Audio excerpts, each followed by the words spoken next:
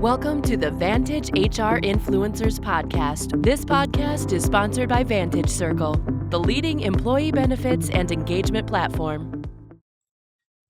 What makes a workplace a wonderful experience? Well, that's not an easy question to answer. Today, companies are constantly searching for new ways of engaging employees and building an atmosphere in which employees love to work for decades. Businesses need to look beyond just benefits and expand their emphasis to include technologies, physical environments, and corporate culture. So let's get started. Hi everyone, this is Sushmita from Vantage HR Influencers Podcast, and today we are going to talk about the secret to a great workplace experience.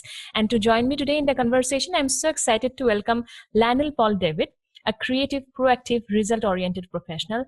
Lionel is Head of HRBP for Corporate Functions India region at Groupe PSA, a multinational automotive OEM. Welcome to the show, Lionel. Hi, good day, Sushmita. Thanks for having me here.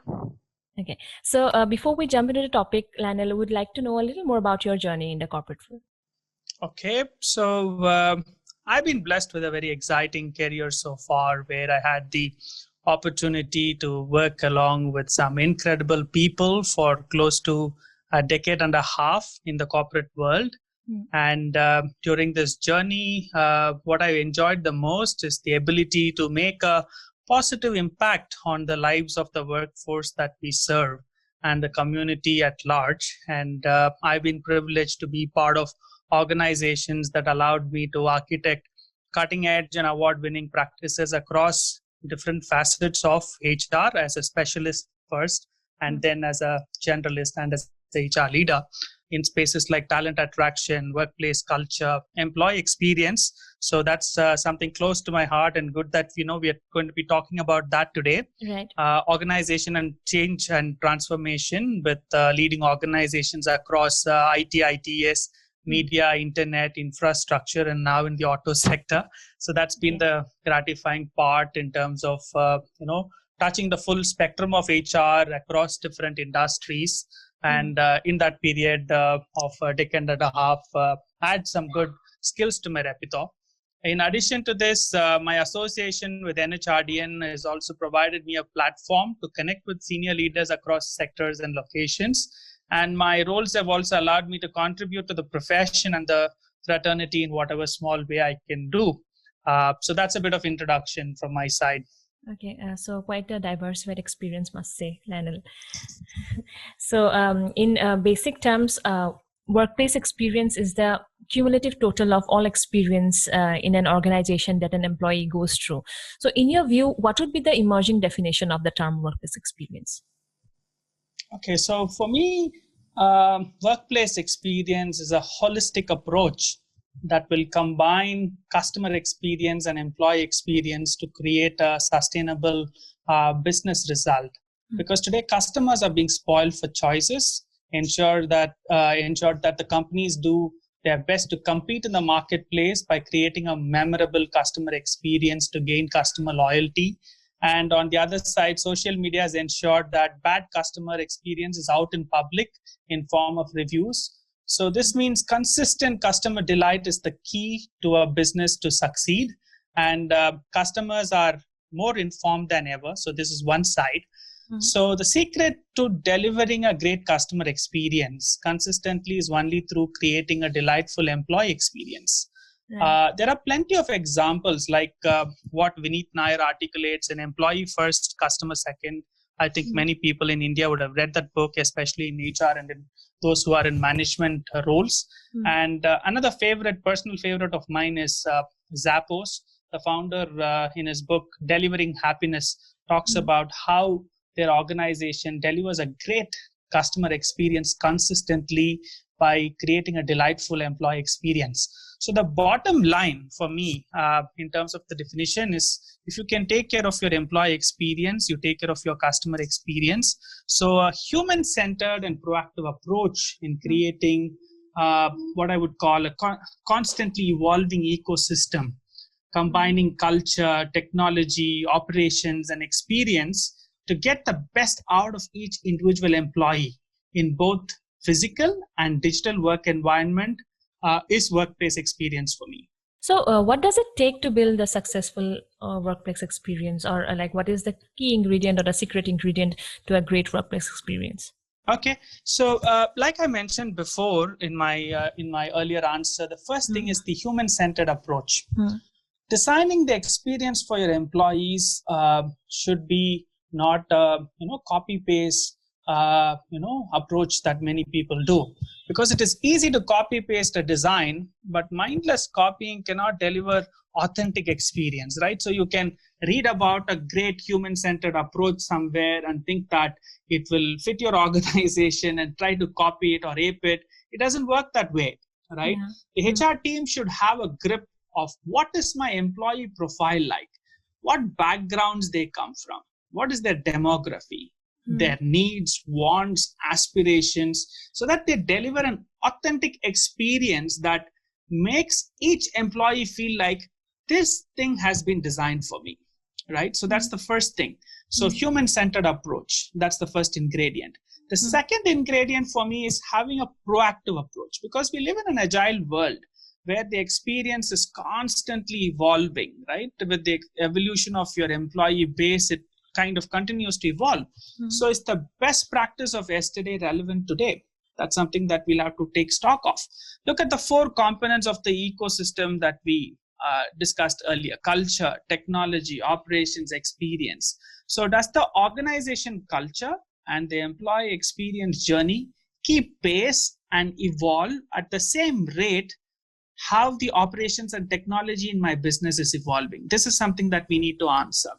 So that is the proactive approach. The third thing, which is the most important thing, is holistic approach. I'm glad that you have titled this discussion as not employee experience, but as workplace experience, right? Because a few years ago, like I would say early 2000s, people were largely talking about employee engagement, right? From engagement, at the same time, business was talking about CX, customer experience. So then people realized that you cannot have customer experience in silo. So the engagement evolved to pave way for experience. So today, the third ingredient that I'm talking about is the holistic approach. So one thing is from a business history that you can consistently understand is that the failure of siloed approach to transformation.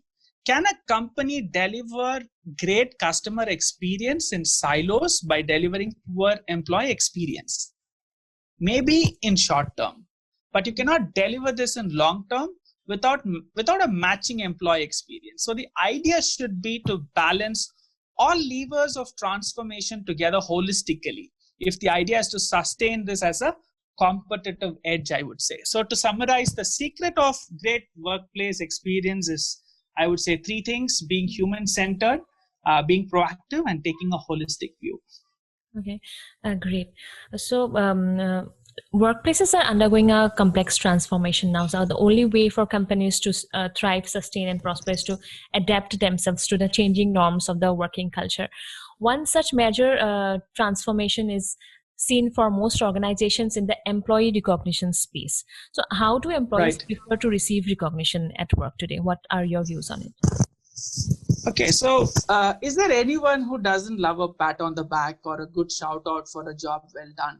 I think in human history that never exists. I mean, there'll be nobody who's not fitting into that. So a dose of extrinsic motivation boosts the morale and creates the positive vibe within the team. And in HR, this has been something like, be it theoretically through your, Herzberg's or your motivational theories and all of that, companies have been advocating different models through which you try to motivate your employee through extrinsic rewards and also try to tap into the intrinsic motivation. So employee recognition, like every other concept, has evolved over a period of time massively. And we live in a curious times of instant gratification. So to satiate this need, companies are now applying concepts like nudge, gamification, so that we create ongoing and small recognition serving as instant recognitions which are being provided to employees. Many organizations are increasingly using digital platforms to do this. earlier when companies gave cash rewards and cash vouchers, it did not serve as a lasting memory. So hence a key recent trend that I see is personalization of rewards, especially allowing employees to choose experiences that matter to them the most.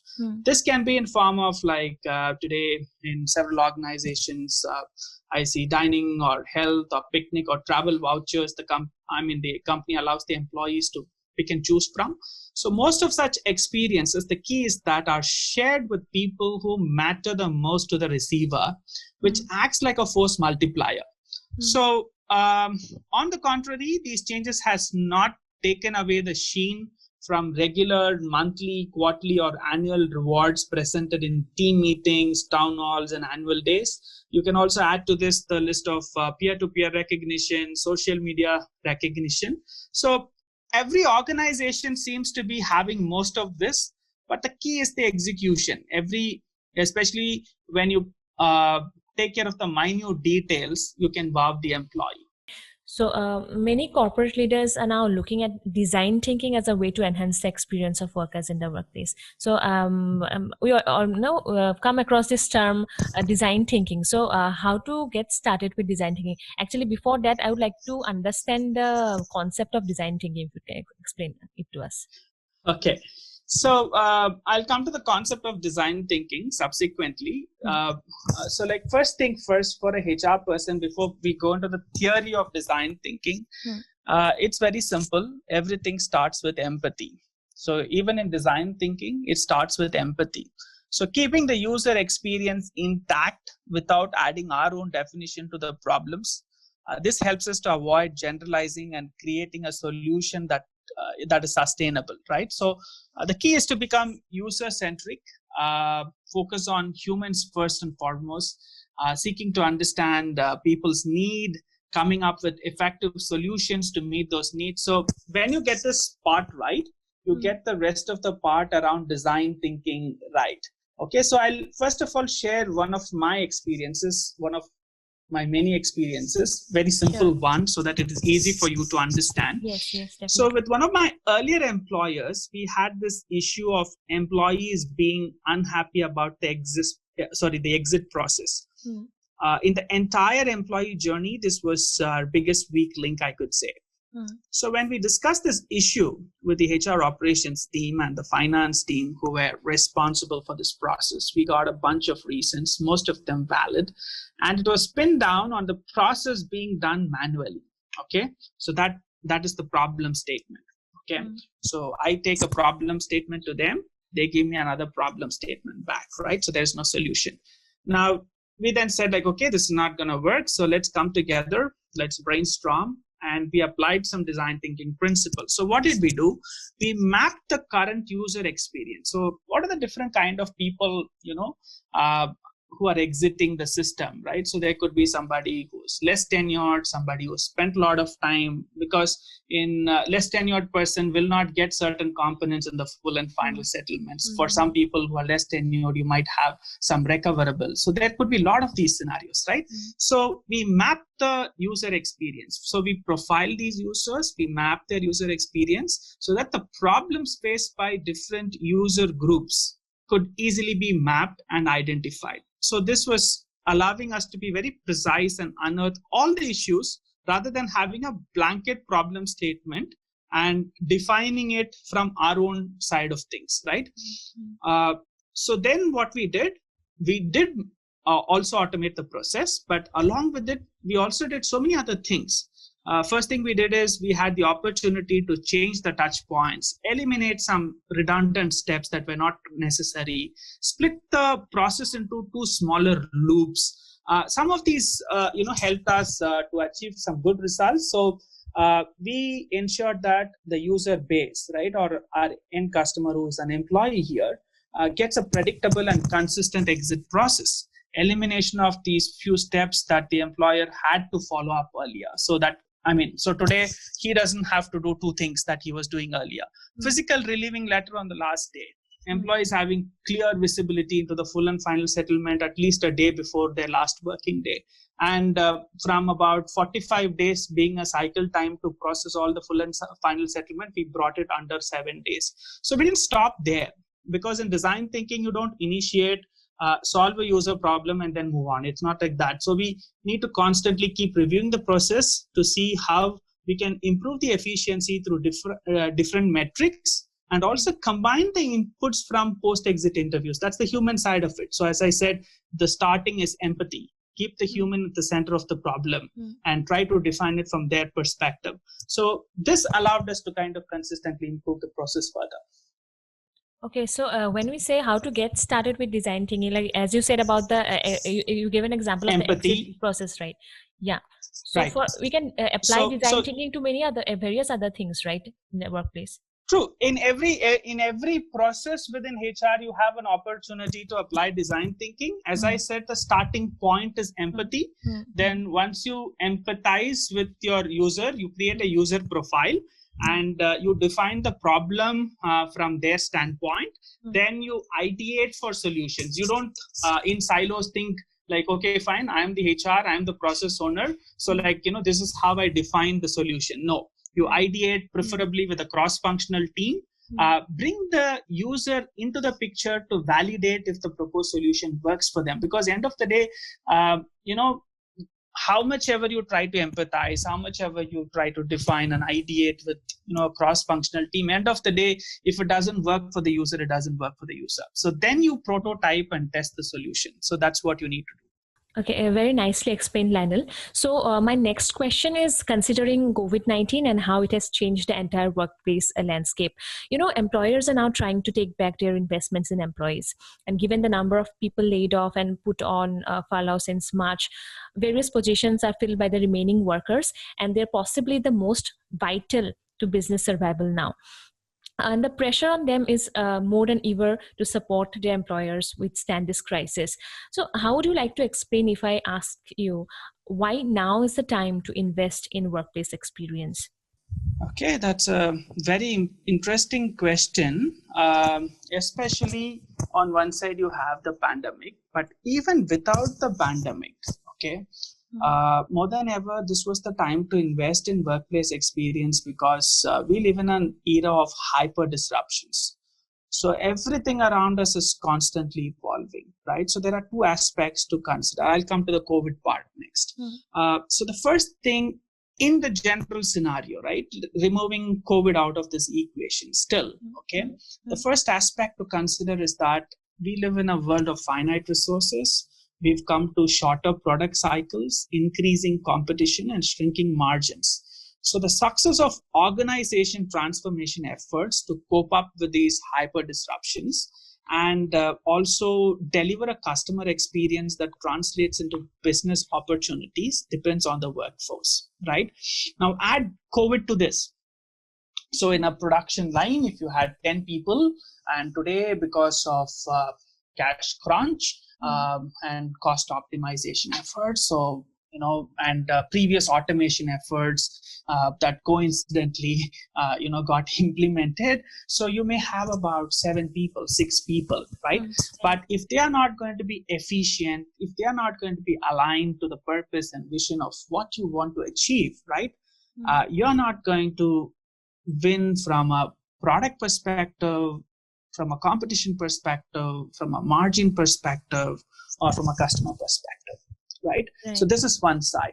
On the other side, consider that your prospective candidate already knows your brand through their own interactions as customers, right? I mean, especially I can say this for any of the organizations that are, product-facing organizations, right? So they may know someone who already works, if it is like services company still, right, or has worked for the company. So they carry a certain perception and expectations before they sign the dotted line and become an employee. So the quality of your workforce that you attract, retain, and try to drive top performance is shaped by the workforce experience that the workforce desires, right? So for a moment, what has been the workforce experience of our employees? If we are able to think, okay, for ourselves and say like, okay, in each of our organizations, how has the workplace experience of our employees pre-COVID during COVID and what we aspire it to be post-COVID is, right? Is it at least consistent? Or have we had leveraged this opportunity to take it a notch up, right? So how do we know? So there are 3 key factors. So from HR, if you have observed the leadership style, because that's the messaging, right? The leadership is the one who delivers the message in which the people believe and what gets executed on the ground. So the leadership styles during this period, the workplace environment that we have been able to provide, the policies and procedures that govern the organization. If we have kind of taken a good stock of these 3, we know if we have been consistent or if we have dropped or we have taken this up by a notch in terms of workplace experience. So if an organization has already taken it up by a notch, in my view, it is already there in social media as an organic testimonial from the employee. So this is noticed by the potential candidates, current clients, and of course the other employees who are part of the organization. So it gives a huge sense of pride and reassurance for these stakeholders and deepens their commitment to the organization purpose. So I don't know if there is a better business case to invest in workplace experience than before. Okay. So how does the future of workplace experience look like to you?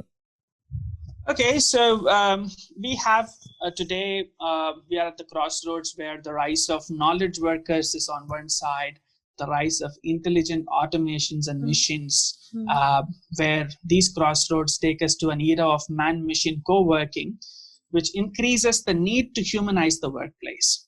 So people are looking in a knowledge working environment, people are looking for something beyond titles, beyond paychecks, beyond perks, right? That's what people are looking for. So the future of workplace experience starts with crafting a mission and purpose that gives a sense of belonging, giving people challenges that help them progress, providing them with space to engage and bond with coworkers, designing flexible working contracts that allow them to balance between their professional aspirations and life priorities. Most importantly, what people are looking for today is if they get an opportunity, or I would not call it as an opportunity, an environment which is fail-safe. Because in an industry where everything is constantly churning around, right? You are expecting people to challenge the status quo, and you are expecting them to be innovative. So unless and until you provide a fail-safe environment where people can challenge the status quo and innovation is celebrated as a way of life, they cannot thrive. They cannot give their best. So all of what I said is nothing new, but many of these have not become mainstream yet. So you see this in one pocket of startups which are disrupting the market, and you're also seeing it in the leading players, right? So over the next few years, I see the future of workplace experience in these lines will evolve and become mainstream. And the most important part is businesses across the spectrum are now realizing the importance of workplace experience than ever before. So which makes the space more exciting and active. Right. So anything else that you would like to add, or any suggestions to our listeners? Okay, so what's happened with the COVID is that the momentum of the HR transformation agenda has kind of picked up pace, right? So many of us work alongside conversational AI bots and other digital systems in our HR teams. So amidst this rising digital wave, it's important to retain the human side in HR. When I read about smart machines learning to become more empathetic than real people, it makes me uneasy. So let's kind of work towards preparing for a post-COVID workplace where 4 things are critical for workplace success. So the first thing is increasing our focus towards employees' financial, physical, and psychological needs, separating of critical tasks and roles and focusing towards automation of the rest if we haven't done it already, focusing towards skill building through continuous learning in order to future-proof our organizations.